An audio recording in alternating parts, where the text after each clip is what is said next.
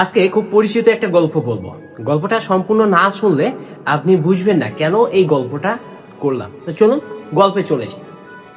একদা এক সময় এক গ্রামে একটা রাখাল বাস করত এবং সেই রাখাল নিয়মিত তার যে ভেড়া, সেই ভেড়া গ্রামের পাশে একটা জঙ্গলে প্রতিদিন চড়াইতে নিয়ে যেত। খাওয়া দাওয়া শেষ করে আবার প্রত্যেকদিনের মতো সে বাসায় নিয়ে আসতো। এবার হঠাৎ করে একদিন তার মাথায় একটা দুষ্টু বুদ্ধি আসলো এবং সেই বুদ্ধি মতো সে চিৎকার করতে থাকলো যে বাঘ বাঘ বাঘ, আমাকে বাঁচাও আমাকে বাঁচাও। এভাবে সে 2-3 বার চিৎকার করলো এবং গ্রামবাসী তার শব্দ শুনে তৎক্ষণাৎ তাদের হাতের কাছে যা ছিল তাই নিয়ে তাকে সাহায্য করতে এগিয়ে আসলো। কিন্তু তারা এসে দেখলো আসলে সেখানে বাঘ বলতে কিছু ছিল না এবং ওই যে রাখাল একটা ঢিবির উপরে বসে গ্রামের যে লোকগুলো হাঁটছে তাদের দিকে হাঁটছে।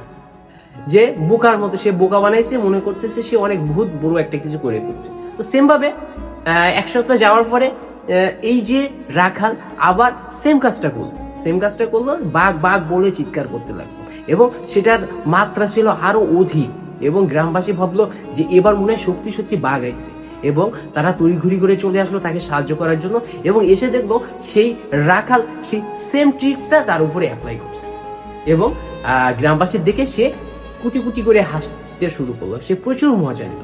এটা দেখে গ্রামবাসী প্রচুর বিরক্ত হলো এবং তারা সিদ্ধান্ত নিল এর পরবর্তীতে তারা আর কখনো তার এই ডাকে সাড়া দেবে না। তো হঠাৎ করে 10 থেকে 15 দিন যাওয়ার পরে সত্যি সত্যি একটা বাঘ তার যে ওই যে ভেড়ার পাল তার উপরে অ্যাটাক করল।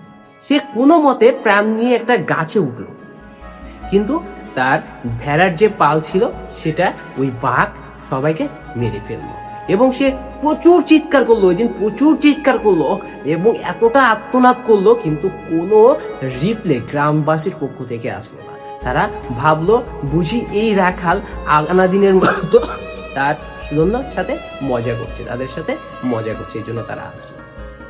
তারপর থেকে এই রাখাল একটা শিক্ষা পেল যে এই যে বিশ্বস্ততা, অর্থাৎ সে তার বিশ্বাস হারিয়ে ফেলেছে, যার কারণে আজ কিন্তু গ্রামবাসীরা আসলো না। তেমনি আমাদের কারোর থেকে নিঃস্বার্থভাবে সাহায্য পেতে হলে, কারোকে নিঃস্বার্থভাবে কাজে পেতে হলে এই বিশ্বাস যদি একবার ভেঙে যায় তাহলে কেউ তোমার ডাকে কখনো সাড়া দেবে না, তোমার কাছে কখনো আসবে না।